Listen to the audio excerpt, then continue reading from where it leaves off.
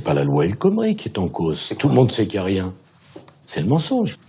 Quand j'ai réformé les retraites pour les passer de 60 à 62 ans, c'était pas facile. Il y a eu jusqu'à 3 millions de personnes dans la rue. Mais à l'arrivée, on l'a fait. Il n'y a pas eu une violence. Parce que j'ai pas menti. Ce que paye M. Hollande aujourd'hui, c'est le prix du mensonge. Ce n'est pas un détail. C'est une crise historique, profonde, et la vérité m'oblige à dire qu'elle aurait pu arriver dans beaucoup d'autres pays.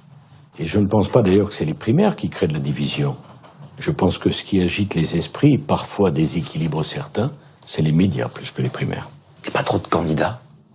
Mais pour l'instant, ce n'est pas des candidats aux primaires. C'est des candidats à la candidature.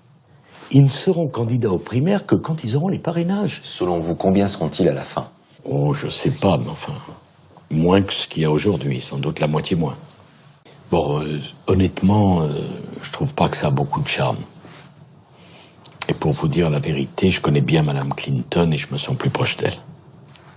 Pour autant, Donald Trump est intéressant non pas par lui-même, mais de ce qu'il révèle de l'Amérique après. Ça en dit long sur l'état psychologique de l'Amérique. Quand j'ai dit la racaille, c'est le petit monde parisien qui a été choqué. Mais les Français n'ont pas été choqués. Qu'est-ce que c'est la transgression? Moi, je suis fier de ce que j'ai dit là. Quand monsieur Trump dit « j'aime pas les Arabes », c'est pas une transgression, c'est une bêtise.